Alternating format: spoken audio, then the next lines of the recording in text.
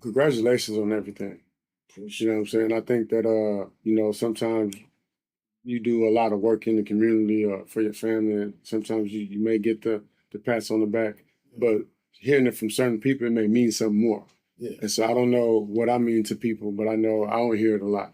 And I know I really care about people. So anytime I do hear it, I do get any type of recognition or award, I'm appreciative. But then at the same time, I'll be having the mindset of, what took y'all so long? You know what I'm saying? I've been out here doing the work, man. You know what I'm saying? So the fact that you been out here on Earth doing great things, because you seem like somebody that's always had a good heart. Yeah. It's not like you became this good person. Some of us, we got good. Yeah. You know what I'm saying? Some people, you learn your lessons and then you get good. Yeah. But you seem like a real cool, calm, nice person. So let's speak about you. Introduce yourself to the people. Yeah. Welcome to the podcast. This ain't even something that I do. I just be doing these things because I want to be, remembered. Yeah. And I think it's important to, create, write, and leave things on Earth that's going to be here longer than you.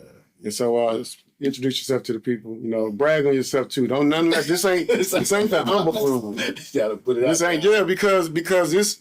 Look at where we at. It's dope, man. You know what I'm saying? Look at where we at. People don't know that we living like this. People don't know that this is the daily life. People don't know unless you tell them. So tell them. Yeah. No, I appreciate it. Like I said, this view is just as inspirational as it is. Again, just being who I am. I've had many accomplishments coming from where I come from, where we come from. We're from the same place. We don't see this type of success growing up, and then people don't lift you up and bring you to the office and let you see, hey man, this is what it really is. So for me, growing up, I had that typical childhood basketball, Fifth Ward, and the people I looked up to was hustlers, and it's just the life we was exposed to. And until I changed that environment, man, that's all I knew. So again, been blessed, and I went to the Navy, and I tell people all the time, I'm a proud veteran. If without that trajectory, ain't no telling where I'd be right now, because I was headed down the wrong path quickly. And those are the people I was hanging around, you know what I'm saying? And a lot of 99% of those people are gone now, for whatever reason. But they're gone, and I'm grateful for that. Just having that discernment and having enough courage and not wanting to be the cool kid anymore. I'm like, man, dudes is clowns. Everything I was doing 10th, 11th, and 12th grade, had I not had somebody step into my life at the right time where I was open to listen, I'd easily be doing 10, 15, 20 years in prison and back now. So let's say, but now I went to the Navy. My job in the Navy was, people go. Hold on. You're going too fast, man. Hold on now. You gotta slow down. You know what I'm saying? We ain't at the Navy. We ain't at the Navy yet, because where elementary school did you go to? So I went to S.A. Pleasant. It's Yes Prep Fifth Ward right now, though. Yes Prep Fifth Ward. It's the same building. Back then it was called S.A. Pleasant. We was rivals with Bruce Elementary. So if you lived in anywhere, Kelly Courts, all that stuff, that was our rival elementary school. Yeah, S.A. Pleasant. How you got a rival in elementary? Oh man, it started early. You live there, come over here. Tell me how you get a rival in elementary, man. Just where you lived at, man. We didn't really have gangs. It's your neighborhood, and where I lived at in the Fifth Ward, everybody went to S.A. Pleasant, and I just remember distinctly, man. People that went to Bruce, we just ain't rock with them. And see, I didn't have any rivals growing up. I grew up in an apartment complex, and then we moved to the hood. Gotcha. South Park, Sunnyside, all that good stuff. So when you say Fifth Ward, I'm like, yeah, I can imagine. You know what I'm saying? Yeah. And then the elementary I went to was, it was cool, calm, collective. Yeah. But when I got to the hood, I could tell that they elementary schools was a little different from my elementary school. So your elementary school had a couple hard heads and stuff. You remember? Yeah. Did you ever get suspended in elementary? I didn't. I got away with a lot of stuff, man. I got away. They had a lot of patience with me. Let me rephrase it. I remember my teachers to this day. They had a lot of patience. They saw something in me, and at the time I didn't see it. So yeah. So no, you didn't get suspended. I didn't. All right, good kid. All right, good kid. Okay, so we're in elementary now. We're in middle school. What middle school did you go to? So I went to Highland Middle School in Pleasantville. They call it 7th Ward, but. Why? So Pleasantville, is it Pleasant there? Absolutely not. Okay, all right. It's always the name. They call Sunnyside. There's a lot of dark stuff be happening over there. You know what I'm saying? So yeah, I went to okay. Pleasantville right there, not too far from Clinton Park. So yes. Okay, Pleasantville. Then and that's Pleasantville is in Fifth Ward. Pleasantville is east of Fifth Ward. So keep going down I-10, kind of about at the Budweiser, the brewery right there on 16 by the ship channel. Man, I used to think if I could just get a job there, I'm on. Oh. When I was growing up, I'm like, man, if I could just give me a hard hat, some hard boots, and steel toe boots, yeah, I'd bring my lunch to work every day. That's all I need. I'm so glad I snapped out of that. Oh, yeah. You know what I'm saying? A lot of people have it. I'm so glad I snapped out of that. I used to want to work on the railroad and everything. I'm like, if Pacific, what's the railroad company? Like, if they could just give me a job. Yeah. And they never gave me that opportunity. I ain't even get the interview. That's a good thing. Yeah. So, okay, so now we're in high school. So now that we're in high school, when I think about high school, I always think about, now in middle school, did you play any sports? I did. I played basketball. So I played basketball, and I was the neighborhood kid that was like, hey, man, this dude good in the hood.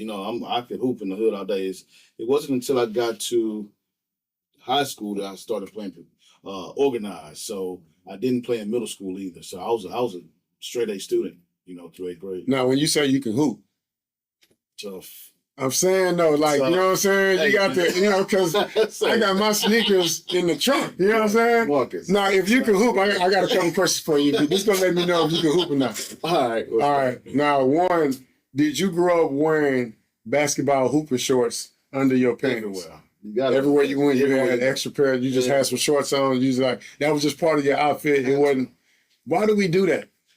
Because basically, when you on your bike or you walking around or you see different goals, about to take these sweats off and you got always ready. You got to always be ready. Who want it, man? I don't think the kids got it like that now. I don't think they always ready for the opportunity. Yeah. I think we was always ready for the opportunity. Boys had hooper shorts underneath their pants. Even when we didn't have a basketball goal, we still used grocery cart basket. Flip the basket. Is that something that you was shooting threes and dunking on the baskets and stuff? Talk about that a little bit. So I think too, again, on my block, I was one of the better basketball players that was young at that time. And you got the old head, like, hey, he got something, So we play on the milk crates, on the telephone pole, and I'm left-handed, so I was already different. And then I could shoot, and I'm hitting it on. I said, oh man, yeah, I'm all right. So that's where I got to start, actually. You seem like you're pretty quick, too. Seem like somebody that, that's going to move around a little bit, make some things happen. You're an assist giver or a bucket giver? Assist, man. And I think that's probably what was my, I know that was probably what my limit was, because I had that mindset. I just remember Stockton and all these great point guards that made everybody else better. So in my mind, okay, if I make everybody else better, I'm still. So let's talk about it, man. You got LeBron, you got Kobe, you got Jordan. Let's rank them, man. Put them in order. The people's watching. We need to know. What's up? I'm standing on mine. I'm going to go Jordan, Kobe, LeBron. That's just mine. Jordan, Kobe, LeBron. I ain't arguing with that. This your list. This your list. People, and don't get me wrong, man. LeBron's that guy when it comes to the stats. There's no doubt. I love his humanity. But for me, man, I will never forget as a kid, like we would just wake up on Saturday mornings or watch the Chicago Bulls games. And that was just a moment, and to be able to live through that, a lot of young people won't understand how exciting that time was for us. So, yeah, you still wearing his shoes and stuff, man. Still wearing his shoes. I remember 97 in high school, the black and red J's came out. I'll never forget that day. We went to North Line Mall to get them, to go back to Jones, but because they was Jordan. Now, I got my first pair of Jordans my senior year in high school. I got a nice story that goes with that, where I ended up having to fight for my Jordans. You know what I'm saying? Yeah. Like, because some people, especially Fifth Ward in the hood, they like what you got. Hey, what size shoes you wear? And so I had to do something along those lines to the entire apartment complex. Really? Yeah. Jordans, starter jackets, those are things that, people used to kind of wear and borrow and, break into lockers and all that for. You growing up in that environment, you said already that you went to the Navy. Yeah. What gave you that push to get out of elementary, middle school, make different decisions than everybody else, make it through high school in that environment, and then go to the military? Well, I think my military career only happened because my high school time. I went to 3 different high schools. Just talk about high school. I skipped that one. Yeah, Let's go to high it school. was turbulent, but it was part of my growth. So I started in 9th grade at St. Thomas High School. So it was an all-boy Catholic school. Knowing what I know now, I would have taken my education much more seriously. You know what I mean? I'm at this school. I was on scholarship because my grades were so good in middle school. But I'm catching a bus from Fifth Ward going to this all pretty much 98% white Catholic school that's all boys. And so it was too much for me to deal with. I go back home, I'm hearing people in the hood talking reckless, you doing this, doing that, not knowing that that was the best educational opportunity for me. So I'm started slacking off and I lost my scholarship. From St. Thomas, I went to Nimitz. So I moved to Greens Point. You think Fifth Ward tough, Greens Point just as tough. You know what I mean? It's survival of the fittest. I heard that y'all tell me if I'm right or wrong, man. Shout out to She's Up here. We actually got a store on 45 and Greens Road. Yeah. Right there by Greens Point Mall. And so I guess I'm asking a rhetorical question, but Greens Point is what, AKA what they call it? Guns Point. Guns Point. Why? Why, man? Why they call it Guns Point, man? That's crazy.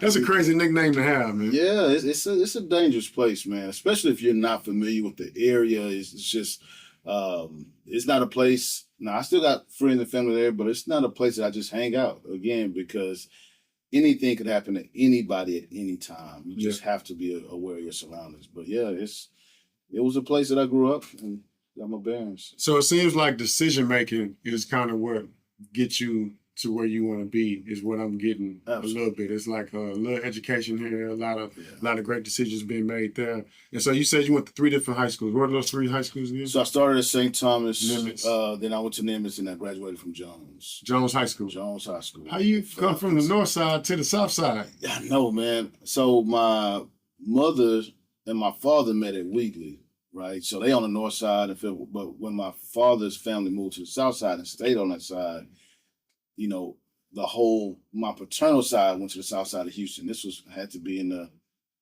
70s, 80s. Yeah. So what happened was I'm the only boy. I got 7 younger sisters.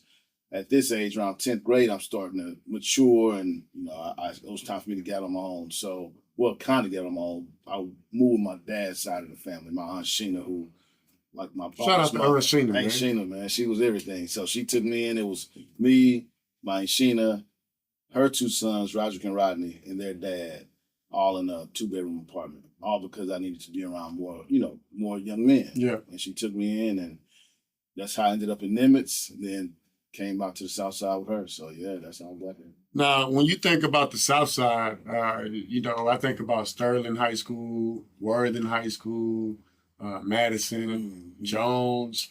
Jones wasn't no, you know what I'm saying? You must have got there when the STEM program. You know what I'm saying? They started training. You remember Herschel Hardheads on there, Jones, you know what I'm saying? Because you got to walk. I used to catch the bus and everything. It was crucial over there, man. You know what I'm saying? But Jones also had an ROTC program. Were you a part of that ROTC program? I wasn't. See, and that's the thing about it, man. Even at Jones, I was running. I live by Western Square, so literally. Hold on, you live by what? Western Square. What you know about Western Square, man? Man, my people. So what? Hey, Western people. Now, hey, I don't do all that, man, but, you know, I know the songs they be making over there. You know what I'm saying? So I literally grew up on the same block as Western Square, so that was my introduction to the South Side. So that's all I knew. But once I got to Jones, it was different because I didn't know anything about Herschelwood. And I'm growing up with people in Western Square, and I'm getting to Jones, I'm like, oh, okay, this was going on. Yeah. And I played basketball. So some of my close friends lived off Herschelwood, you know, so it was interesting. The crazy thing is, you know, like you said, when you just be walking around the neighborhood and you just never know when you see somebody and it's an opportunity to play, to jump in, because somebody got a basketball goal that they didn't drug from their backyard, put some water in it, rolled it out to the front, and not a whole hood out there hooping. And now you walking down the street on your destination, but you see that it's so many people over here hooping, and you like, I can't just not get in. I can't call next. And, you know, I got to be a part. You know what I'm saying? So I know that Jones is a feeder school for apartment complexes like Wesley Square and Jailhouse Apartments. And you said Herschelwood. Man, that's all that's, you know what I'm saying? So my mama didn't let me go to Jones, man. She ain't let me go to Jones because she knew that that me going to Jones from addicts wouldn't be what was best for my family tree. So instead, she was like, instead of going to Jones, you know, you get to go to Worthy. You know what I'm saying? So it's like I live in South Park, but I go to school in Sunnyside. And I'm like, Mama, I don't think you understand what you're doing to me. You know what I'm saying? Like, what do you mean? I'm in South Park. I need to go to a South Park school. You know what I'm saying? You got me in South Park going to a Sunnyside school, and you have to, but I didn't claim anything. So that's what made my life in the hood better than most. The fact that I ain't claimed nothing, I ain't joined no gangs and nothing like that. Yeah. But it's, again, growing up around that, making those great decisions. Nimitz, now you're at Jones, right? So you graduated from Jones. Yeah, I graduated from Jones in 97. What year did you graduate? 97. 97. Graduated in 97. Yeah. Okay. And then right after you graduated, what's the first thing you did after you graduated? 3 weeks later, I'm in boot camp in the Navy. Can you talk about how important it is to leave right after you graduate versus waiting? Because it's a kid right now that may be thinking about enlisting or thinking about going to the Navy, the Air Force, you know, one of these branches, but they saying like, you know, I'm gonna wait a year and then I'm gonna go. Like, cause I went 2 weeks after I graduated. I'm telling you. You know what I'm saying? So talk about the importance of just knowing and going. I just feel like, you know, you gotta strike while the iron is hot. Like you cannot sit around and wait and wonder, because what's gonna happen is you either gonna hang around with somebody or you're gonna go get a job, you're gonna get comfortable and complacent, like, okay, I'm cool with this 15. No, man, you have to, when opportunities present themselves, you have to seize them. So it wasn't a matter of, you know, me going to work at Astroworld or something for the summer, then going, that little money cool, but I got an opportunity to, again, change my whole life. Yeah, I'm taking that right now. A lot of people who telling me not to leave, they've never been in the military. They just tell me from what their experiences are, and they were completely wrong. So the best decision I made was, if I could have left before 3 weeks, I would have. You know what I mean? So that's how, and it was the best decision I made. Just not getting. So 3 weeks after graduating, did you have any plans? No, I didn't, man. I actually was going in. I had a boat job. I was supposed to be an operations specialist, and I got my job changed while I was at MEPS prior to leaving because I scored high on my exam. The second time, even higher, I got like a 79. But it's because I really studied hard for it. I focused everything on that. I pretty much put all the nonsense to the side. So when I scored high on this exam, that's when the aviation job became available. When that became available, and the white guy told me I was basically going to fail out of the school, I was going to have to go back to the boat. I don't know, it fired something up in me and said, okay, this is what I'm going to finish up doing. Like, this is, because you said that, I'm going to show you. And it was the best decision, hands down. I think I had to, for an enlisted person coming straight out of Houston from the hood to flying in these airplanes, which was one of the first planes I ever flew, which you know, you're supposed to have a bachelor's degree to do that. But when I got exposed to that and somebody let me do it, it changed the game. Do you have a degree? I do. I do have a degree in computer information systems. Okay. Now, before we get into joining the Navy and flying, because you're skipping all types of stuff. Boot camp. A lot of it's a lot of people that's, you know, they like, man, boot camp is hard, and you know, you got to go to war and all this. There's so many things that people think about. What was your experience like in boot camp? Because I got asthma. Oh, you did? Oh yeah, I got asthma, man. I got asthma, man. You know what I'm saying? I got asthma. It was a cool time period. I did have some fun.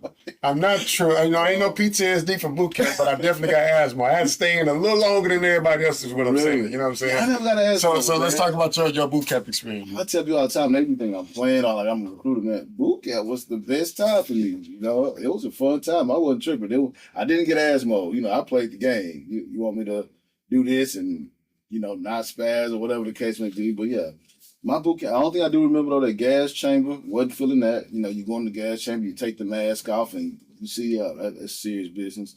But I still got friends from boot camp, you know, and that was a couple decades ago that I still keep in touch with now, because when you first get off that bus, yeah, they yelling at you. They just trying to break you. It's all mental. Nobody put their hands on me in boot camp. You know what I'm saying? They just trying to see if you mentally strong enough to get through these 8-9 weeks or whatever. And me knowing you're not going to touch me, I've heard much worse, you know, in my own home than what you're about to say. So it's just got to get through. Hey, look, for the people watching this, we're just get to a destination here.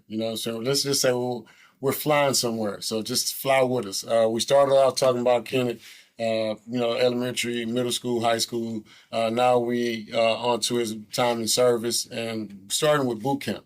I always like to talk about people's time in boot camp because that's just a time to, kind of break you from things that you're used to doing, things that you're accustomed to, and now you start trying to do things and learn things the branches way, the Marine way, the Army way, the Air Force way, or the Navy way, like we did. And so when we talk about boot camp, I used to remember battle stations. Right, battle stations was a big deal. We used to shine our boots and everything. We had to wake up at 4 a.m. Why do you think it's important to wake up at 4 a.m.? Because at the time, I was like, what are we doing? Now I understand this. But why do you think we should be waking up early, knocking some things out? We get more done by 9 a.m. than most people get done all day. Hands down. When I wake up, I still, to this day, I'm waking up about 4:35 and getting to it. It's just something that's instilled in me. I may not be out there, running 5 miles each and every day, but I'm doing something productive while everybody else is sleeping. And that's what gives me a competitive advantage compared to a lot of other people. Not only that, I make my bed every day. The idea of getting up and coming home to my bed I made, I don't even have OCD or nothing, but it's just something that's instilled in me. The bed is made, I'm getting up early, and something I learned later is just waking up with a positive mindset or, an optimistic outlook and not letting anything distract me from that. But I think what I learned in boot camp, it carries with me to this very moment. So it's important, and it separates me from everybody else. So what about the physical, the working out? You leave in the hood, my mom used to have us swimming in the swimming pool in the summertime. So when we got to the military and I was swimming a little bit more, I swim like a fish now. I'm waiting on Michael Phelps. I'm trying to meet that boy so I can smoke him, right? But let's talk about the physical side. Like, how important is it to be physically ready or not when you go to boot camp? Yeah, I couldn't swim, man. Couldn't swim at all. And people say, well, why you went to the Navy if you couldn't swim? Y'all, man, it's people in the Navy that can't swim, man. Absolutely. I told y'all, man. Absolutely. Yeah, but I didn't get ASMO, but I did have to. So we had to be a second class swimmer to go to aircrew school. So while people was writing letters at the end of the day, I had to go back to the swim lessons because I wasn't a swimmer in the beginning. But by the time I finished those lessons, a few weeks of lessons, I ended up getting a class 2 swimmer. So it was just really something that I couldn't do at first, but they taught me, and I'm like, oh shit, but now, yeah, I'm good. I'm comfortable in the water. You can swim now? Oh yeah. Okay, like a fish. Yeah. But you ain't trying to bet nobody on races. Nah, I ain't betting. Okay, all right. Now I will tell you though, I swim a mile in the flight suit. We probably need to play horse or something. You know what I'm saying? Like on a horse or something. You know what I'm saying? I like my odds at that one. One of my biggest accomplishments though is in aircrew school, you got to swim a mile, in a flight suit. So literally without stopping. Basically, they're saying if a helicopter crash or a plane crash a mile away, do you have what it takes to swim to land? So in aircrew school, that's what we had to do. That's probably one of my biggest swimming accomplishments, being able to swim a mile nonstop. And you're just going back and forth. 69 minutes and 32 seconds, which is, it seemed like a long time, but, something I never thought I'd be able to do. 69 minutes straight swimming? Yeah. And some people don't make it, huh? Everybody don't finish that. That's really a disqualifier for a lot of people in aircrew school. So, you swimming in the pool back and forth. You can't stop and tread water, and you can't hold on to the side. As soon as you touch the side. See, that's why I'm so confident in life right now, Kenneth. Because one, where I grew up and how I survived, but then also the fact that all the things I did with my body when I was in the military that I know other people couldn't do. I'm like, man, boys squinting, they ringing the bell. You know what I'm saying? They crying in boot camp. I'm like, oh man, these boys ain't built like this, man. They ain't ready for this, man. And so I'm looking around like, oh, I'm different from everybody else, man. And so I always volunteered to be extra and more than. So I didn't go to the Navy to be a sailor. I wanted to be in special forces. Oh yeah. And just like you didn't go to the Navy to be a sailor.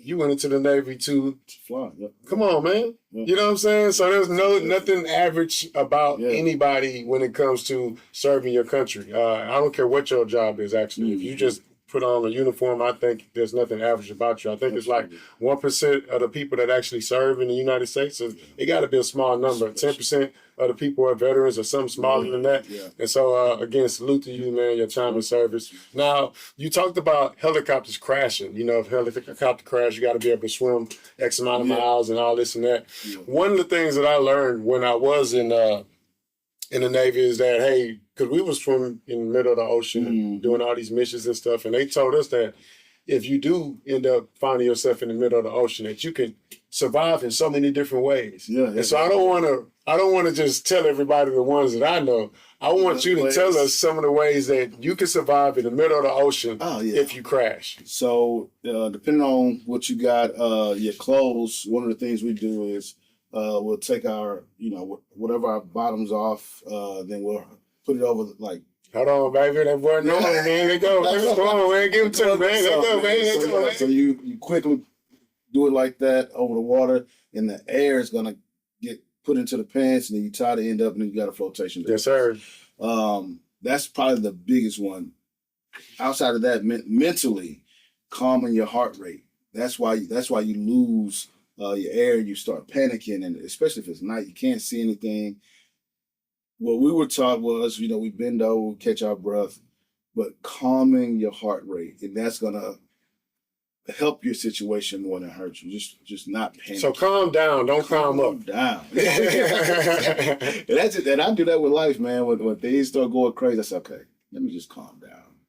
Let me just get my breathing together. Your breathing impacts more than you can imagine your whole thought process. So, yeah. That was that, and then we have our lights that are saltwater activated. Yep, yeah, all that. Yep, all strobe lights. Strobe lights. Yep. So putting that on our head, and we had a few of these the flares, not just putting it in the air because it's only going to go up so much. But when you look up, make sure it's somebody or something, not just shoot at a star and hope because you only got a few of them. Yeah. So I think it was a set of steps we would take, but the main one was look. Don't panic.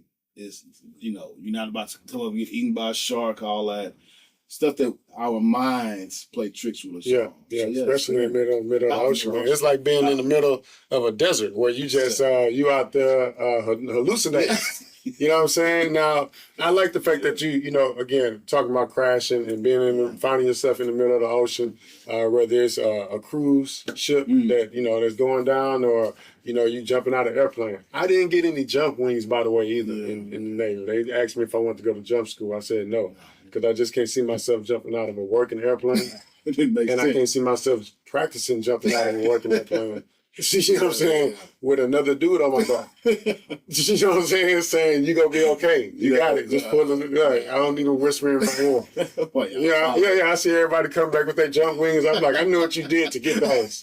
You have to go through some stuff to get those. The boy was all in your ear, whispering in your ear and stuff. So they also told us that in the middle of the ocean, like you said, the water, you got to get naked. You got to take off your BDUs. You got to take your pants off. You got to tie them the end of the legs up, and that's what like you said. That's how you're gonna float. And I want y'all to know that it works. Oh yeah, it works. All you got to do is exactly what this man said. Tie the end of your pants leg up on each side and flip it like this, and then it's just gonna be floating forever.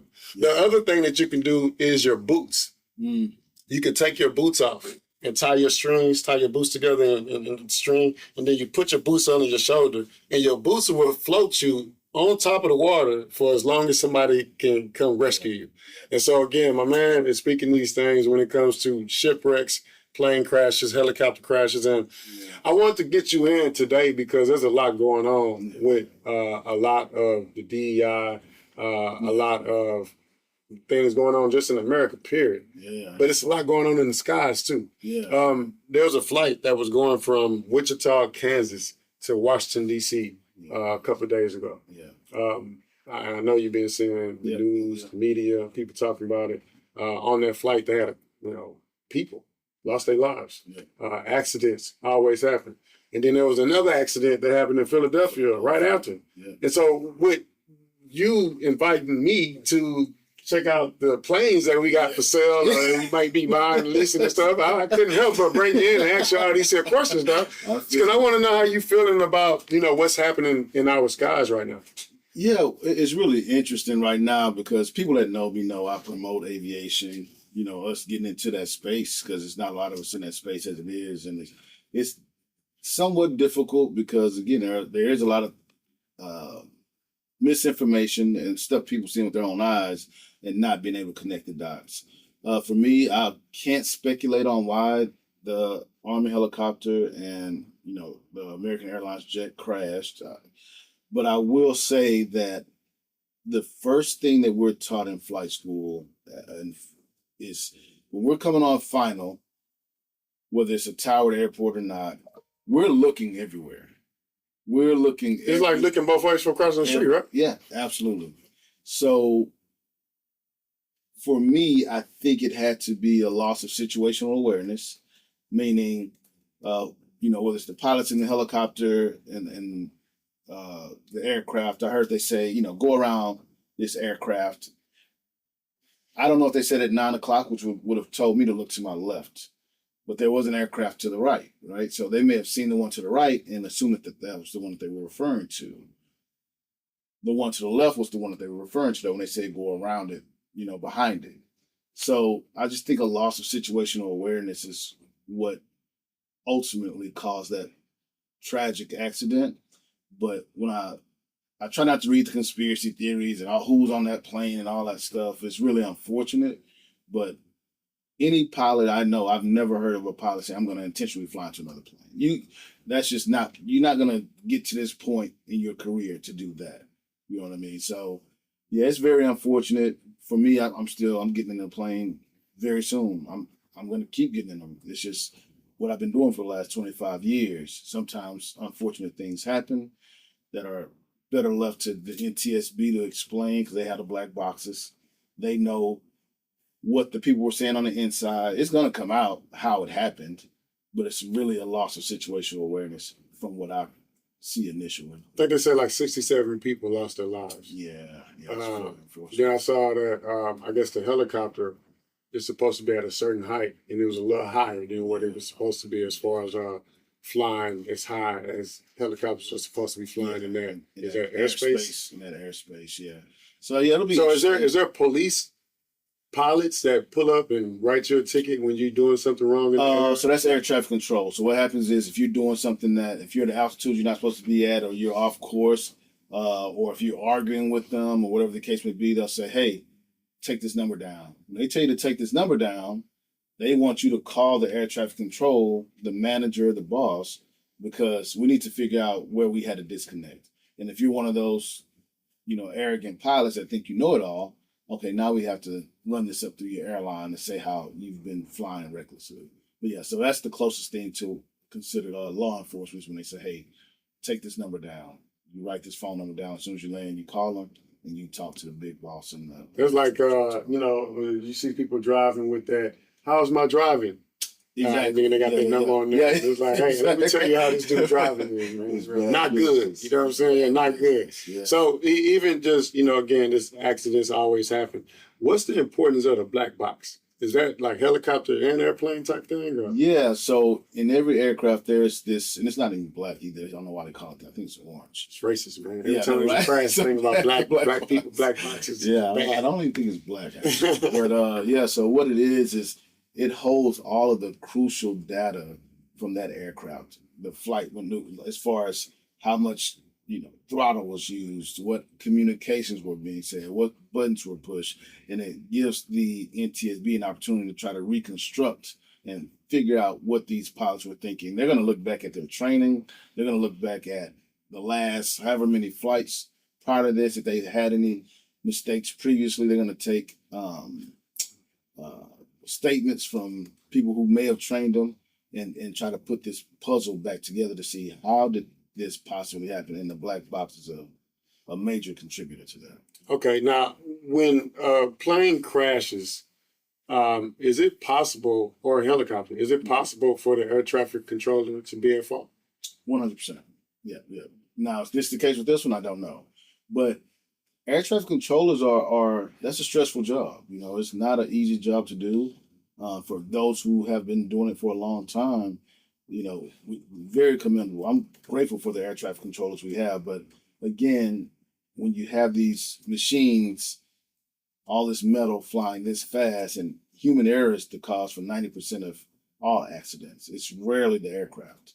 The aircraft don't know if you're black, white, woman, man, whatever.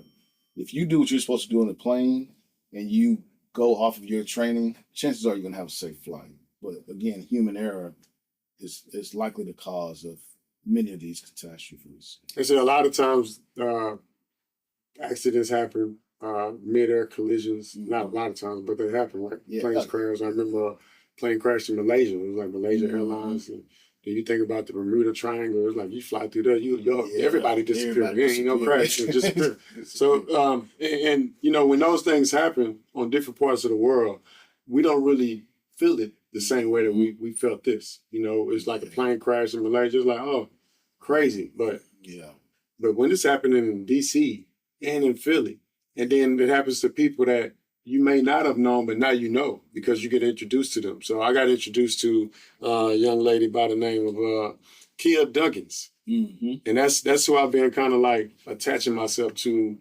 from that accident, from that plane crash. She was a flight, she was an attorney. Yeah. She was a lawyer. Yeah, she was a lawyer, actually. Let me go to Black Wall Street Instagram page real quick so we can read up on Kia Duggins real quick because they posted a little something about her on the Black Wall Street page. Gotcha.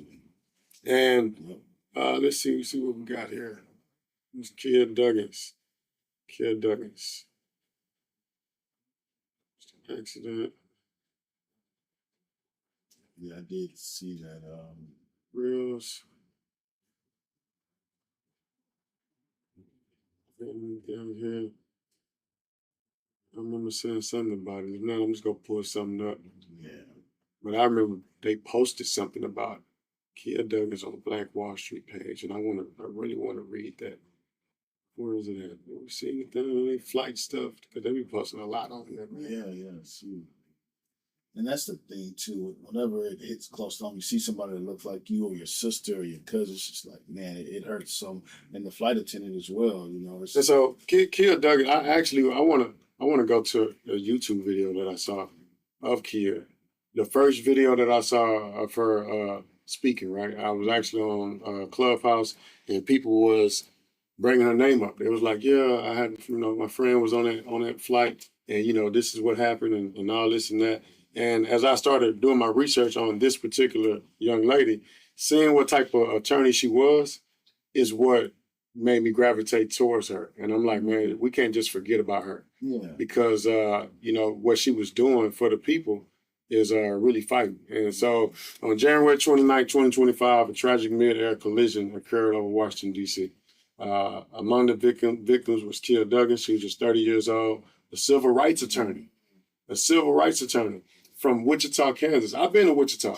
When I went to Wichita, man, it ain't that many, you know what I'm saying? Like, loud and proud us out there. I was like, I could tell that a lot of people out here are not, they're not as excited about the future, so to speak. Absolutely. And I'm not saying that because it's a small town, a small city. It's like, it just wasn't, I didn't feel the energy of the entrepreneurship, of the get betterment, right? Yeah. And so it was like almost an oppressed mindset. Yeah. And the fact that she grew up there and she wasn't oppressed and she was on the way to continue doing great things, it means a lot to me, right? Because growing up there, she was in those spaces. So she got a lot of information. Went to graduate from Harvard University Law School.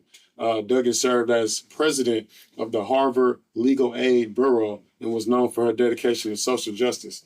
She was preparing to join Howard University as a law professor. Wow. Now, think about Houston, Harris County. She was also fighting bail reform. The bail reform where it was like the money bail. Like, how can I explain this? When you get pulled over, or if you go to jail for whatever reason, they come lock you up. Even if you're innocent, they still give you a bond. So you get locked up, somebody accused you of a crime, now they come arrest you, you locked up. You usually have to sit in there until your trial date. Yeah. But most people, they get a bond. And if you got the money, then you can bond out.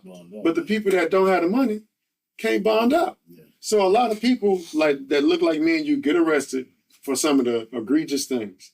and they have to sit in there because they don't have the money to bond out. And then when they get to trial, find out they're innocent, they still missed work. Yeah. They still miss their kids. They still lost opportunities on earth. And that always puts some people back, especially when you come from where we come from.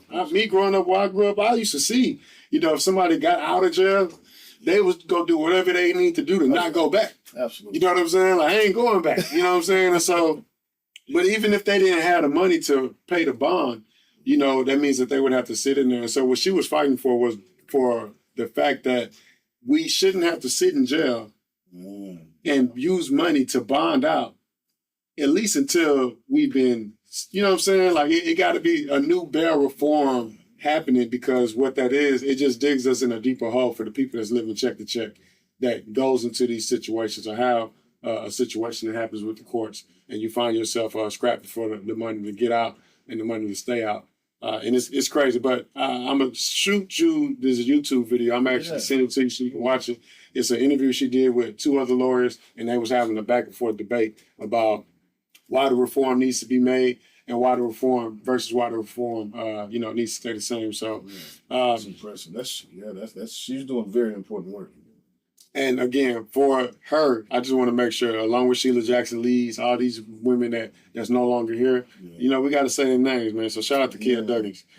Now that we've shouted her out, let's shout out Donald Trump. We got President Trump. He's in office. And one of the things that he brought up was, the fact that this whole DEI crash, black pilots that, and you actually sent me some memes. And you didn't send me everything. Some of the stuff I saw online now. You know what I'm saying? I'm just online, minding my business, and then all of a sudden, I see my boy online, you know what I'm saying? So let me pull some of that up, man, and see what's going on before we just dive into what's really happening, not just in the skies, but online as well. So here we go, man. What does it say? This is, and I know a couple people can probably see the screen. Let me see if we can, probably do that right there. So on the screen here, you actually see pilot number 1. You got the thumbs up, looking like you're looking like, what would I say, Richard. Yeah. We're going to call him Richard. And then you got pilot number 2. That's Kenneth. Then you got pilot number 3. We'll call her Teresa. That's Teresa. And then pilot number 4, we're going to call her Kim. I don't want to be too racist, you know what I'm saying? But Kim, just Asian lady, right? Mm-hmm. Kim. I know Kim that do nails, man. So no harm done there.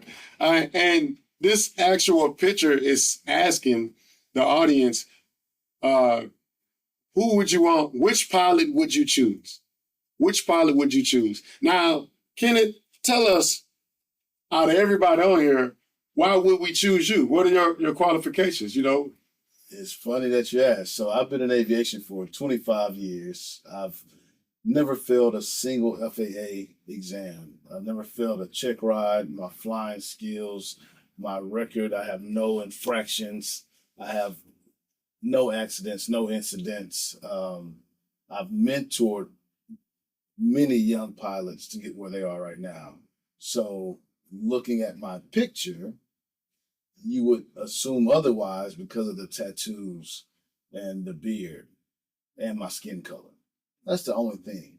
But the information that he was trying to project was obviously based on your image. What he doesn't know is pilot number 3 is the first African-American female pilot in the Air Force.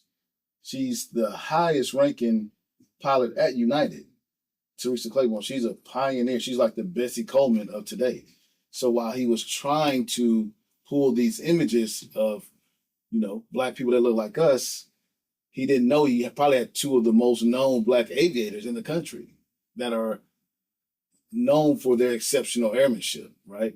But based on our images, that's where that came from, And one thing I have to learn is now that I have a more public image and people are aware of what I'm doing, I can't reply to everything. Man, what? You can't reply to everything. Say what? Who said you can't reply to everything, man? Yeah. If somebody call, you got to pick up. See, that's if the phone ringing, you got to answer the phone, huh? Listen, that's how I feel. Hey, I go back at him. I went back at him on Twitter. The funny thing, if you go to his Twitter page, you'll see I put my Blue Angels videos up. I say, hey, man, let's check it out. Yeah, look him up on Twitter. And when I put it up there, he agreed with my post. He liking everything now. I had to tell him, man, I'm more than qualified for these situations. So, yeah, that's just, again, that's where I come from, man. You can't just let people run over you and say what they want to say, and they think it's not going to get back to you. You know, yeah. Now, if I wasn't qualified, if I was out here perpetrating, I probably would tuck my tail and hide. But that's just not who I am. So if I didn't feel qualified or confident in my abilities, I would probably be less vocal. But again, I don't want us as Black people to feel like they can't stand up for themselves. Yeah, man. And again, what you're saying makes a lot of sense. You know, one of my slogans for I think 2024, 2023, something like that, was like, hey, not to reply, react, or all the reads. Yeah. All the reads that make you go backwards, man. You know what I'm saying? Don't rewind, don't reply, don't react to nothing or anybody, because, you know, they kind of controlling you now. Yeah. You know, so you want to be in control of your own energy. And so when this thing, when you send me this, you know, which pilot would you choose again? That's crazy. And again, the qualifications. I think a lot of people that see this photo wouldn't even think about Teresa. They wouldn't even know that she's that qualified. And that's why you can't judge a book by its cover. That's why when you see the tattoos, that don't mean nothing, man. You see the piercings, that don't mean nothing. You see the sunglasses. Dion wears sunglasses during interviews. They judging him. Yeah. Meanwhile, look at the pilot. Hey, man, everything's good. Everybody got, you know, reasons to judge everybody, man. And, of course, would you happen to know some of her qualifications or something? I don't know her personally, but she's a captain for sure. She got the four stripes on her sleeves right there, but other than that, I don't know her. I wouldn't judge her. At the end of the day, we're all qualified to take that seat. We all went through a very stringent process. Oh, that's his name, Evan A. Kilgore. Okay. That's him on X. But we all went through a rigorous process to get where we were. And we wouldn't be here. Nobody handed us anything. I assure you, especially being a minority or a woman, you likely worked even harder than your white male counterparts. Looking at some of the messages, you got a book too, right? I do. So took it upon myself. One of the things that I was focused on, again, in this space was exposure for young people and the adults, their parents too, because a lot of times they just don't know. So I said, you know what is missing, or what's a lane that hasn't been filled yet? I go to these schools, especially the young school elementaries. We have a great time. We talk about aviation, but when I leave, it's like I'm leaving without having them get something. Like, what are you going to take home to your parents? So I said, you know what, I'm going to create this coloring book. It's not something I've been thinking about for years. It literally came to me. I said, God wrote the book, man. And I tell people all the time, I was working on a biography and all this stuff and keep getting stuck. That's not what I should have been doing. I should have been doing this. And so when I created it, I said, okay, I want every image to look like us. From the cover, as soon as you open it, and I want it to be other than there's pilots. It needs to be all kind of careers. So it's like 25 different careers. And not only just a picture, that's cool, you color in the picture, but there's also a paragraph at the bottom that states what it does. Not in some extremely technical jargon either. Broken down to where you can, I actually got it, broken down to where you can see what an air traffic controller does, you know, the mechanics, the flight dispatchers. We have our own doctors, aviation medical examiners, and so young people can see themselves in that space. That's what the whole purpose is. Man, I want you to know, not a day goes by that my son doesn't say airplane. That's wild, man. Every day.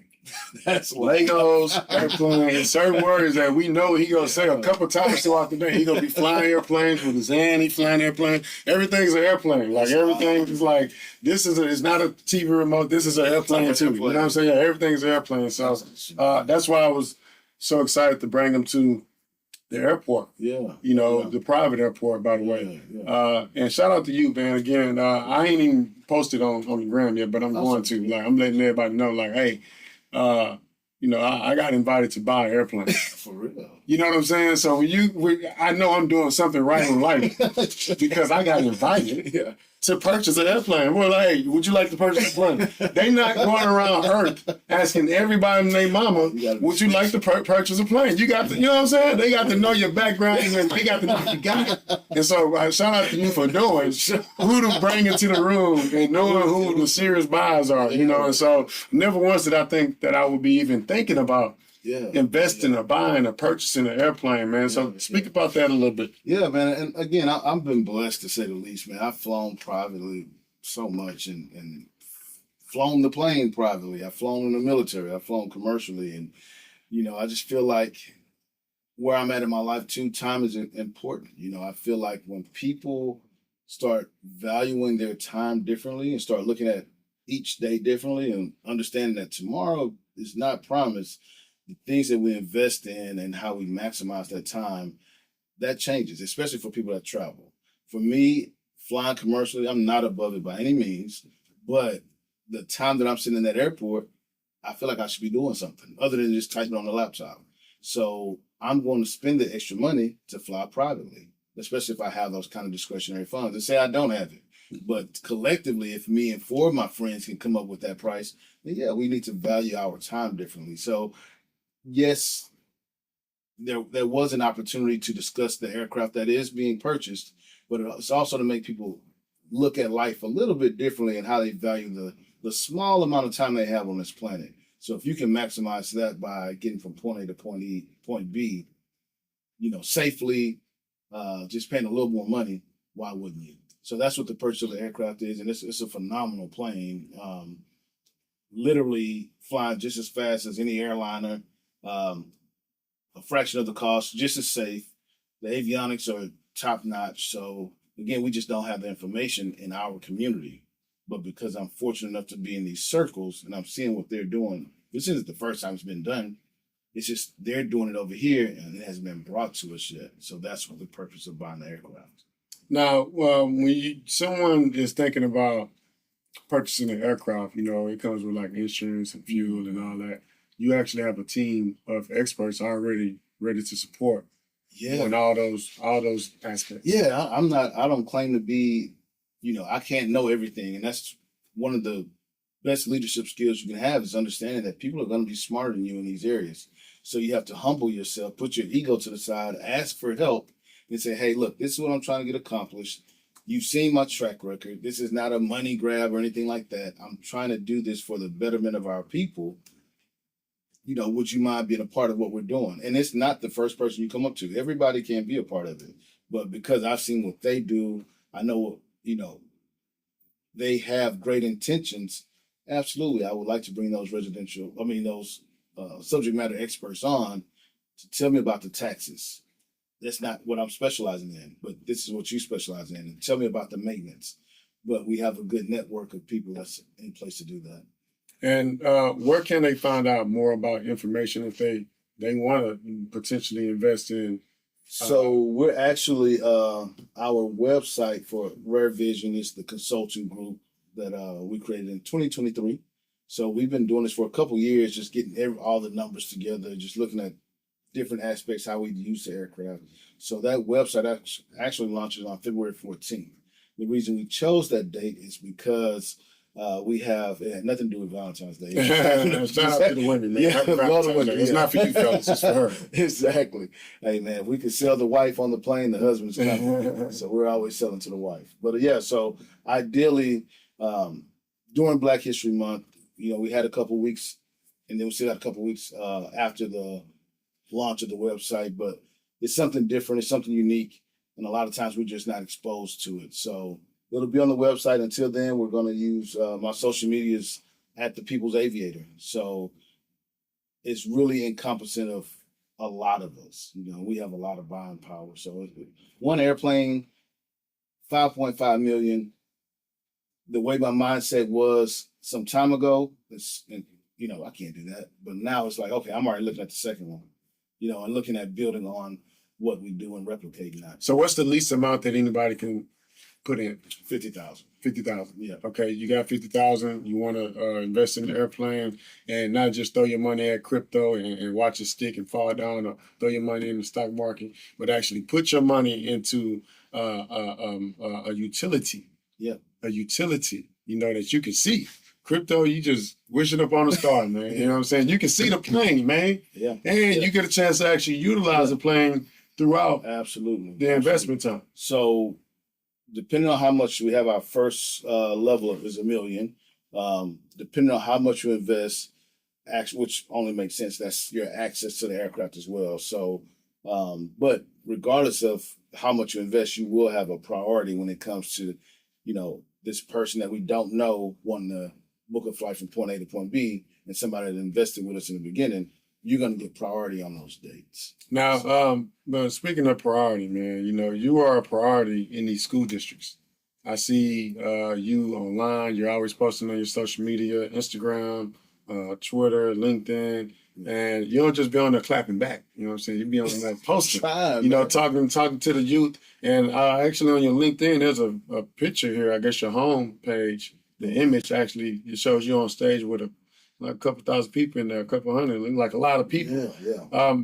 Talk about what you're doing on these campuses and how important it is for you to continue doing these things and how much help you need to do more of it. I appreciate that, man. So yeah, people tell me all the time that aviation is my ministry.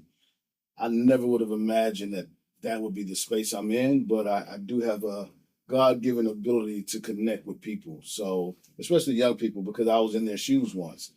There's no telling how my life would have changed had I had a black pilot come in when I was in 9th, 10th, 11th grade and say, hey, man, you should go fly airplanes, or whatever the case may be. I didn't get that until I was already in the Navy, which was great. That's my story. So when I go to these schools, I don't care if they're in ISS, because I know what it's like to sit in ISS. I know what it's like. Oh, you're the smartest kid in the class? Humble yourself, though, because anything could happen where, you may not graduate at the top. So be even keeled. So I have a great respect for the students, especially nowadays. There's so much going on. We didn't have these type of distractions, cell phones, internet, everything. It's a lot going on. So the schools that I serve in, or I go to the most, that need it the most, I'm just authentic, and I'm like their uncle. It's like, hey, if anybody's gonna tell us the truth and look out for us, it's Mr. Morris. I'm gonna take the flight suit off and I look just like you. You're gonna see me in Fiesta, you're gonna see me in HEB. I used to want to roll my sleeves up when I did talks. I always told myself I'm gonna start talking to the kids and start pouring into them, and then halfway through the conversation, I'm gonna roll my sleeves up so they can see my tattoos and stuff, man. Oh yeah. I don't know why I used to think that. So I do that, and then I explain to them when I fly with other people, I got to roll them down because of my image. Yeah. I started getting tattoos before I even got to high school. Yeah. Right around. So I got like 25 tattoos all on my body, but you wouldn't know that.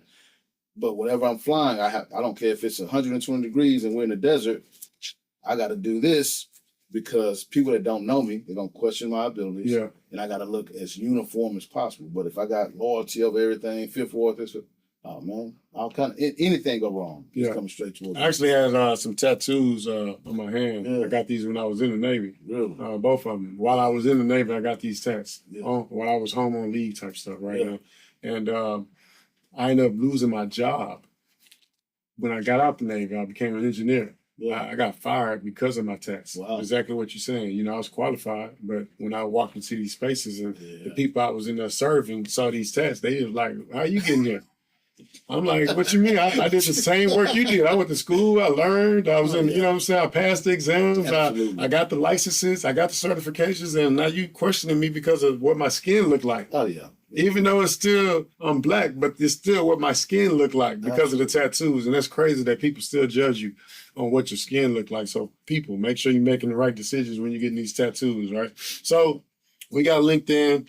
Follow my man on LinkedIn. But then when I think about, some of the things that you are doing on campuses, you also partner with a lot of businesses as well. And you got something going with Exotic Pop. You know what I'm saying? Shout out to Exotic Pop, man. Talk about that a little bit, man. Yeah, and I think that's what makes me different from other pilots, man. When you're in aviation, you tend to stick to that lane. So, okay, let me go try to partner with United. Let me partner with Southwest. Which is cool. But my name and my handle, I'm really the people's aviator. Like I love being amongst the people. Like the airplanes are okay. They give me from point A. I love going to Miami and being able with this airplane. It's just a tool that I have, but it's not who I am. They don't define me. So Exotic Pop, I'm very familiar with their influence, especially on the Houston culture, right? And because I know Charleston and he's set the same way you have, like in any other world, when can I reach out to multimillionaires and they really give me the game? Like, Kenneth, look, do this, and this. That's priceless. You know what I mean? So when it's people like you and Exotic Pop, Charleston, there's a few others who have really, been human beings and personable and reachable. Yeah, that's what Exotic Pop has done for me. And I don't care what anybody say, oh, they don't align with you. Yeah, it's the people behind it, So, yeah, we have this event happening on Saturday, February the 8th. When I told them about the coloring book, we're actually landing a helicopter at an elementary school this Friday. Say what? Yeah, we're taking a helicopter, man. Look, literally like right outside your window, man. We're going to have a helicopter come in, land, have the school kids come out. They don't even know it's coming, but that's what we do. Just give them something memorable. So we've done it at Wheatley. We've done it at Cashmere. I've done it at Hartman Middle School. I've done it at Texas Southern University. I've done it at it's a couple more. I've done it at Lighthouse Church. Now, when you say done it, you mean like, okay, you go, you rent, you buy, you borrow an aviation craft, and then you go to an elementary, you go to a school, you pull up or you touch down because you don't pull up, you ain't driving. You touch down in the, I don't know, the football field or something, and wherever the helo pad, if they got one, you touch down, and then you tell all the kids come outside and come experience aviation right in the back of the school. You don't even have to go to the airport. And so it take money to grab these helicopters and airplanes and pulling them to the schools, and and then y'all are actually flying them in, and y'all ain't driving them in on the back of a big 18-wheeler or nothing. And so the kids, I know, are excited. Are you capturing this content? You creating memories? Are you doing all this by yourself? I am. So I do have a team of volunteers. That's it's about 4 or 5 of us. But the arranging of the helicopters, they're based on relationships I have. So the Coast Guard helicopter, that's about $10 million. The work that I do in the community, they have respect for it. They are able to see, hey, look, this is an impact. Because what they do is they'll go to other schools, but it's never in the inner city. So when I first brought the helicopter to Cashmere, actually, it was the funniest thing. You see this Coast Guard helicopter coming in. They're normally along the coast, Galveston and all that. So they're coming into the inner city. Channel 11 News helicopter was actually in the area. So they see the helicopter landing, and they're trying to figure out, where y'all going. You know what I'm saying? They come into the hood. They go to Fifth Ward, and they try to figure out if it's some kind of, it was just coming to talk to the kids, So there is impact there, and those kids, I see them. Hey, man, I remember you came to my school. So to know that 5 years later that you remembered that, to me, that's priceless, But we're always looking for people to support and connect with us and volunteer. I don't have all the answers or skill sets, so if you specialize in logistics, if you specialize in administrative work and you want to do something fulfilling, there's nothing better than what we're doing when it comes to giving back to the kids. Okay, here on your LinkedIn, as I scroll, I got the About section, right? Okay. Keynotes and workshops focus on leadership, innovation, and resilience. See that, right? Got that. And then, of course, you're a visionary. You're a visionary. Aviation plus STEM. You introducing these opportunities to the youth, and then it says skills, aerospace, risk management, implementation, operational safety, all these different, slogans and terms and buzzwords. And then you get down to awards. You got FAA, the Ron McNair Bronze Eagle Award. You got the Southwest Region ATC Influencer Award, congressional recognition in aviation and aerospace, the NATO Medal. Kosovo Air Campaign Medal, Navy. There's so many, right? Yeah. Does any of these mean more than the others? And I'm asking specifically because one of the ones that stand out to me is this U.S. Navy Blue Angels type thing. And, I don't know exactly which one stands out to you, but that's what stands out to me. So which one of these awards did you put your hat on? Yeah, I think the Blue Angels key influencer, because that puts you in another category when you have conversations with people in aviation and really people who are aware. The Blue Angels are top tier. They're not. I actually got my flight on YouTube with the Blue Angels. But being able to have that experience and have them choose me for that flight is, it's no greater acknowledgement, I guess. Like hitting the lottery in aviation.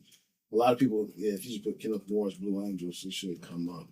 So a lot of times when people fly airplanes, or I fly the 777, I haven't met, it's only one other brother that has flown with the Blue Angels, and Barrington Irvin. And again, it's for he does phenomenal work. So again, this was one that really is at the top of all of my flying experiences. And I use this exact video when I go out and talk to kids, because they're like, man, this brother's in the back of his plane, he's doing all these, I can do that. And that's really what I want them to see. Man, that looks amazing right there, man. That gold, that blue, that, to be a Blue Angel, man, God. God, bro. You know what I'm saying? Nothing else but God, bro. You are an angel sent to us to lead us in the right direction, bro, to change some lives and keep impacting people. This looks amazing, man. Yeah, man. So I actually go through this video because we do all the maneuvers they do in the flight show. We pull 7.5 G's. So a lot of times you pulling all these G's and you pass out if you're not able to catch your breath because the blood rushed to your head. But I didn't pass out or anything like that. We did all the loops. We actually were over the Gulf of Mexico for this. That water's so blue, man. This was actually was it the Houston Air Show? Yep, over the Air Show. Man, the Houston Air Show, I have been to the Air Show these recent years. Yeah. But I wasn't going prior to 2020. I was like, why haven't I been there? I went out there. I'm like, man, I need to be here every year. Every year, I need to make it my business to be part of the air show, to be out there, to have a vending booth, to be out there with the fans, to just be out there and experience what everybody is experiencing. It's a lot of planes, a lot of tricks and food and entertainment. Man, why don't we see a lot of us out there? I'm glad you asked, man. So that's really, it's so funny. I'm walking in the post. This was right before my flight. I'm walking in post the food hall just to grab some lunch. And I say, man, that dude look like Kiati from the radio station, right? So I'm like, okay, I only got one shot. I knew I was going to take this flight. Nobody else knew at the time. So I told him, hey, say, man, my name is Kenneth. I don't even think I met him before that, but my name is Kenneth. I'm a pilot. I teach young people how to fly airplanes, so forth. I'm getting ready to fly with the planes. He's like, what? Right then and there, he's another guy who I say, man, like yourself, allow their platform to be used for good. He did a drop right there for the radio station to get more people out there. Yeah. And I'm like, man, that is so. When I have a platform, I say, man, you got to be able to pay it forward. But that's why we don't have, I didn't hear one radio station, 97.9, 93.7, talk about the air show. They have them on the radio, just not on our station. Exactly. You see them on, all other ones. And I said, man, so every year it's the Blue Angels, then the Air Force Thunderbirds. Blue Angels, that's how they rotate. So anytime the Blue Angels come on. First of all, I've never heard of the Air Force Thunderbirds. It's not even important. Yeah, right. Shout out to the Navy Blue Angels. You know what I'm talking about? Here they come. You know what I'm talking about? Navy, baby. No, Navy. Yeah, so that's why though, man. And it's really disheartening because I get to go to the air show and it's just such an amazing time, but we never get to see us out there. And when we see each other, it's like in the airport, when you see our black pilots, you hey man, you good? Just make sure because we happy to see each other. So my goal is to get more out there though. It was a point in time, and shout out to Kiati, by the way. It was a point in time where I would be flying around the U.S. and I'd just be looking around the airport, and I'm like, man, there's not a lot of us in the airport. Exactly. There ain't a lot of us flying to somewhere else. Yeah. I'm like, man. Now, of course, that was when I first started She's Happy Here, 2012, 2013, 2014. Fast forward to 2025. We all up in the skies now, and it's all because of people like you that's motivating us to become pilots, and also motivating some people to do whatever they're doing on another part of town or another city and state. I like to say globalpreneurship is better than entrepreneurship. You want to do what you do all over the world, not just in the city and state you in. You don't want to be an entrepreneur. You want to be a globalpreneur. Yeah. So the wings over Houston, they got wings over Dallas. And again, if you in Texas, you got the Dallas option, you got the Houston option. I don't know if they got wings over Austin yet, but they need one. They got one just outside of Austin, and I can't think of the name of it. San Marcos. San Marcos has a air show, and it doesn't have to be a big one. You'd be surprised how many great connections you can have and awesome things you can see. There's actually a website which I thought was interesting called the Texas Aviation Events Calendar on Facebook, right?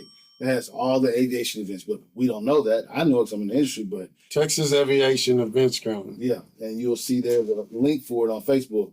I was surprised this morning when they posted my my thing with Exotic Pop on there. I'm like, wow, okay, y'all rocking with me. Yeah, so that tells you all the events that's happening around Texas, and 90% of them are free. But again, if we don't have the information or know where to go to look, then we miss out on it every time. And then that's when the young kids grow up to be, young teenagers, young adults, and then adults that are just pretty much placed in these roles, starting with exposure. Here we go. Texas Aviation Event Calendar. That'll tell you everything that's happening right there, everything that's going on. And if you look, I think they posted mine yesterday. Let me join the group, man. Yeah, they keep you up to speed, man. Yep, February 15th. You got Michael Bowersworth. And all this is going to be aviation events. Yeah. Yep, thanks for sharing. Here you go right here. This you right here, man. Somebody shared it. Yeah. Greater Houston, you're invited. Let's see what it says, man. Join us for a special meet and greet signing with Kenneth Morris, U.S. Navy veteran, pilot, author, and Aviation 7, as he debuts the first ever aviation careers coloring book in celebration of Black History Month, man. Man, you are Black History, man. Man. Straight up, man. Happy Black History Month, man. You are definitely Black History, man. You know what I'm saying? Location 5410 Alameda. For those that don't know, that is Exotic Pop. Mm-hmm. So we meeting at Exotic Pop Saturday, February 8th. 3 p.m. to 7 p.m. Man, shout out to Exotic Pop, too. There's a lot of Black history collaborating in the middle of Black history. You know, they were trying to cancel Black history, man. They were trying to cancel Black history, man. Now, they cannot celebrate Black history, but you can't cancel it now. You know what I'm saying? If you don't want to celebrate us, don't celebrate us. The greatest still going to happen. But you can't cancel us, man. So, 5410 Alameda Road in Houston, Texas. Alameda is also Black Wall Street in Houston, Texas. So it's a lot of Black excellence happening on Saturday, February 8th, 3 p.m. to 7 p.m. Come meet the man behind the mission. Get your book signed and be inspired by the future of aviation. Don't miss the chance to celebrate history, STEM, and the next generation of aviators. And again, we're not just going to watch airplanes and helicopters pass around with the little ribbon in the sky. You actually go landing and people going to be able to get in and see. And So that's on the 7th for the school. This is going to be, it's too many power lines and stuff for our meter. But we are going to set something up like that in the future. We brought as many as 5 helicopters out.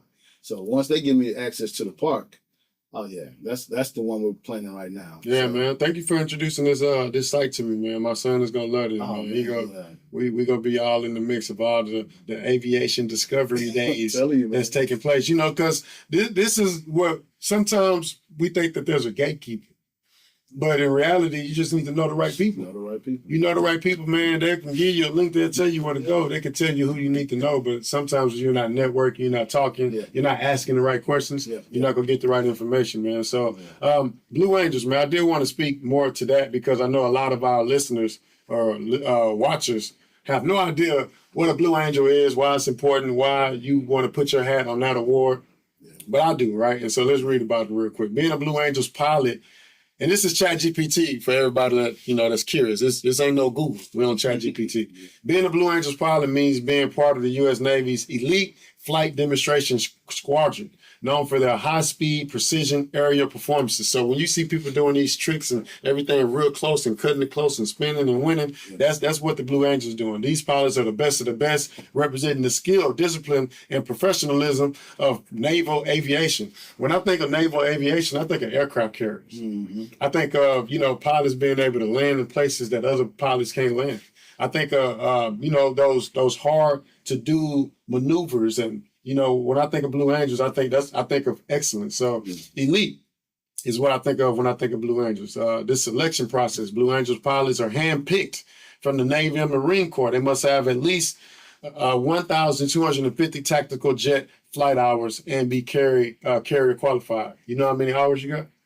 Right now I'm at 2,000. 2,000. Applicants can go through a rigorous interview and evaluation process before being selected. Now, this is similar to Special Forces. So it's one thing, again, to just fly a plane. It's another thing, you know, to become a Blue Angel. It's one thing to just be in the Navy as a sailor. It's another thing to be Special Forces, you know, Navy, SWIC, SEAL, all those different things, ELD.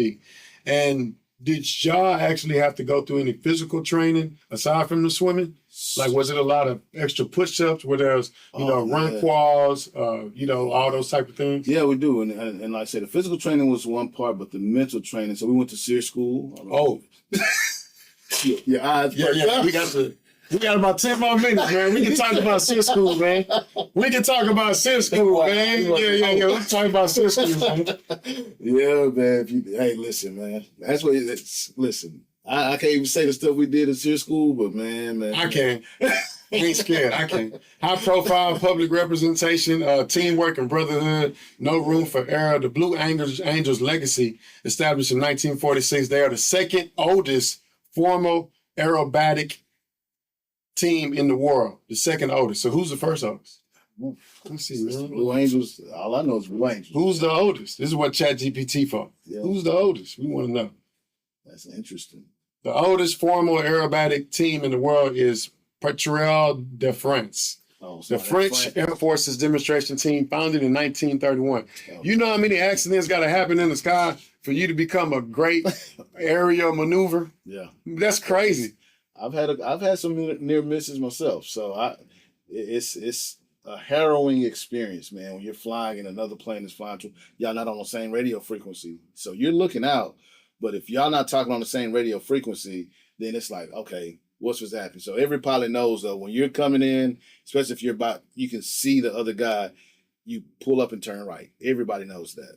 That's just what it is. But if you don't see them, you never have that time to react. And then you're flying in, you know, a mile a minute, you know. I'm more than positive the Blue Angels are the ones that, you know, inspire and recruit so many people to become aviators. Did you see the movie? When you play that video at the schools, they like, oh, that's so cool. I want to be just like you when I grow up. Yeah. How did you do it? Give me the blueprint. And so it's super important for you to continue going back to those schools and campuses and doing your thing, man. The few, the proud, the Blue Angels, man. Yeah. Now, don't go get the tattoo on your lower back. No. Don't take it that far now. You know what I'm saying? You know what I'm saying? Come on now. So you did bring up SEER School. Yeah. Because being a pilot, you got to train for the just in cases. Yeah. So, you know, if you flying and then your plane go down in the water, you got to know how to survive in the water just in case nobody come get you for a couple of days.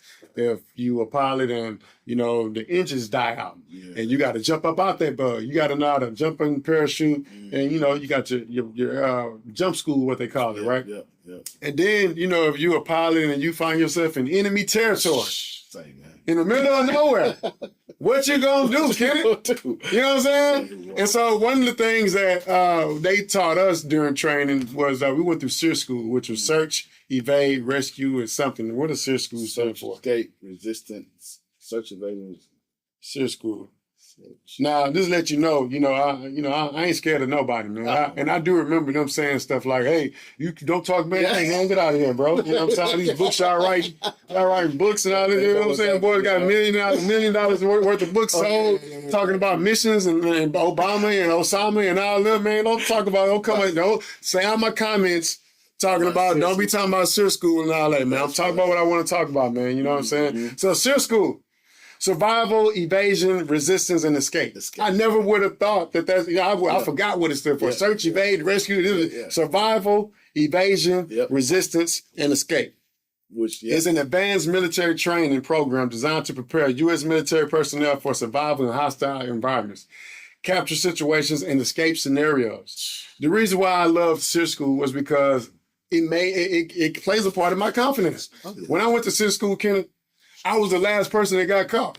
Yeah. I went to SEER School. It was like 30, 40 of us that was just roaming around the little mountains and stuff. And so in the daytime it was hot, and at nighttime it got super duper cold because you up there in the mountains and it get really, really cold when the sun not out.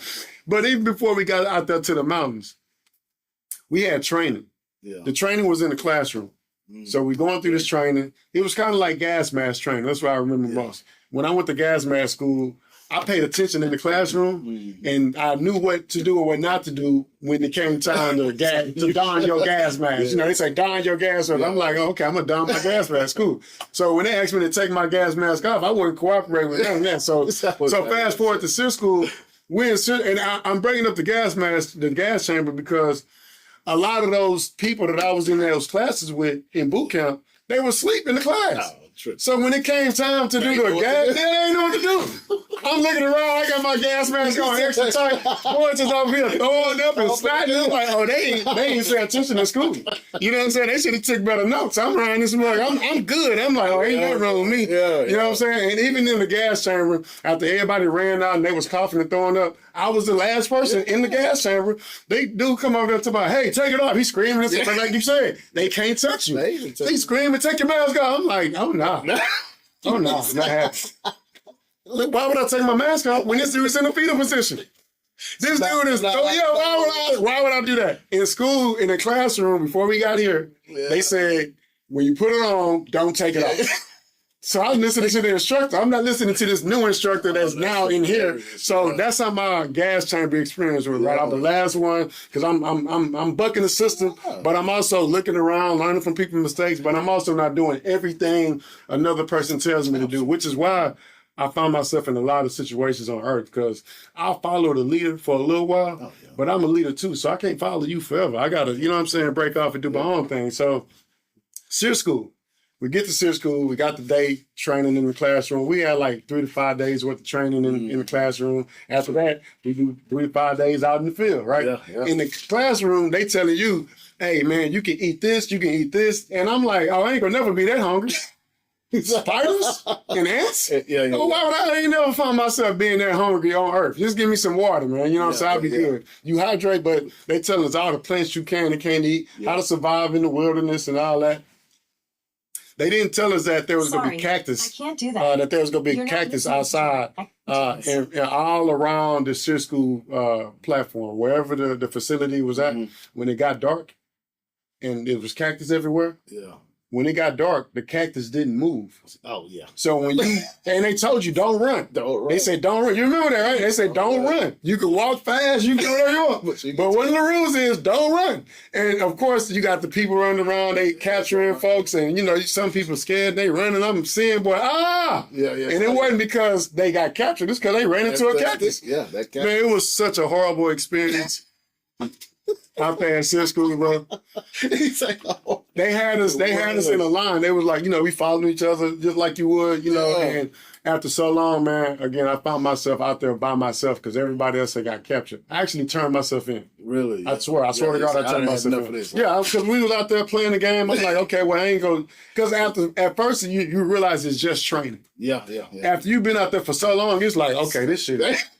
You know what I'm saying? This shit is now, this ain't no fun. This ain't no motherfucker. This ain't no training no more, man. This feel like I'm overseas. They you really got the people running around. They got the sirens. They really trying to capture you.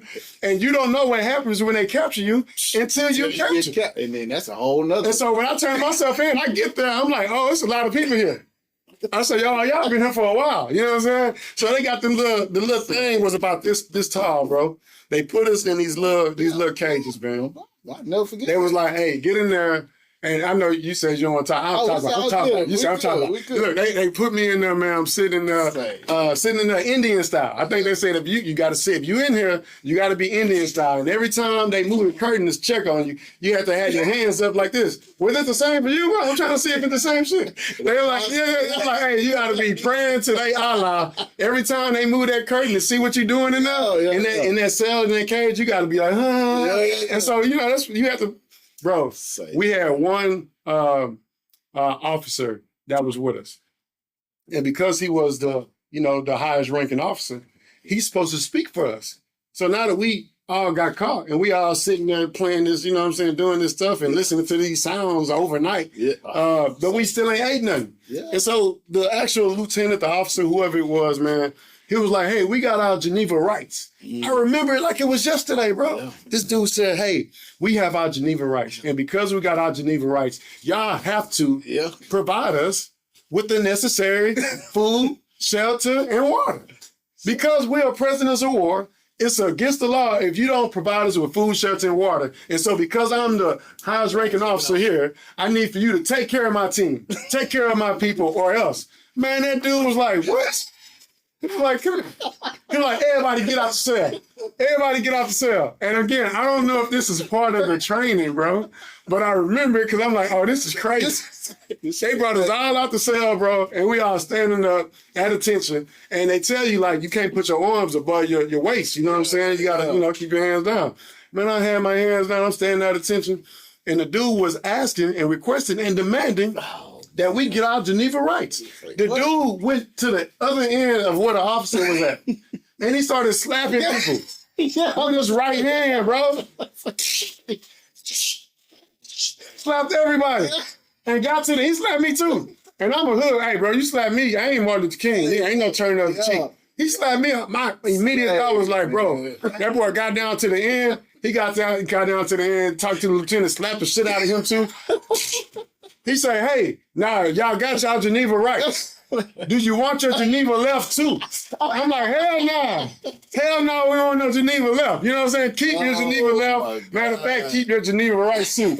Because if you slap me again, I'm like, training over. You know what I'm saying? Training is over with. Yeah, man. But I know it was a couple people got waterboarded, and I made the right decisions and answered the questions correctly. That's hilarious. But the people that didn't, they had to go through the full experience, man. And so I got shit slapped out of me. The nigga threw me into he threw me into the wall. I'm like, bro, what is going on? They used to call me Night Fighter, right? I was the only black person. Night Fighter. Why are you here fighting in war? I'm like, what the fuck? But see, I did some research. Night Fighter is what they used to call a Tuskegee Airman. Yeah. That's why they're using those terms. Yeah. They want you to know what they calling you when you get over there. Exactly. I was like, Night Fighter. I didn't know it back then, but once I started, I said, wow, man. And it's Americans, they learn the slang, the lingo, and they use it in suits. It's crazy, that man. shit was the craziest. Yeah. But I wanted to tell that Geneva right and left story, bro, because it's fucking hilarious. It's fucking hilarious. So if you find yourself as a prisoner of war on any part of the world, don't ask for your rights. You know what I'm saying? Don't ask for them, man. You never know how it's coming. You know what I'm saying? Oh, man, that is hilarious. But yeah, that's my SEER School story, man. Man, I appreciate you, Kenneth, for coming through, man. Again, you legendary, man. We talked about SEER School. We talked about the Blue Angels. We talked about the great things that you do on our earth. We talked about you being an author. We talked about your upbringing, where you came from, where you're going. And we talked about what you're doing this weekend. Leading to. And so with it being Black History Month, man, I want to bring you in to highlight you. You asked the other question when we first started.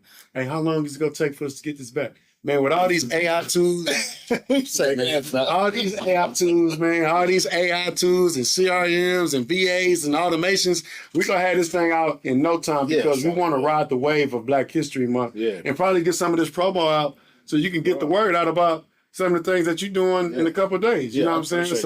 So yeah, man, anything you want to say to the people before we get up out of here? I say opportunities like this, man, it's really about, your network, you're opening your play. You didn't have to do that. So I appreciate that, man. And you're not even asking me for anything. It's you using your platform for good. So it's people like you and others that I truly, truly appreciate. And you inspire me, man. Like, I've done my research, so I know some people, you know what I'm saying? So knowing where you came from to be here, it's, the awards are cool, but you still, humble and modest, and, you could have any car you want, but the way you move, you really are a thinking man and a leader for us. So, you thanking me, but I really appreciate you, man, for real. 110%, bro. 110%. Appreciate you, man. Right. We out of here, man. Peace out, everybody.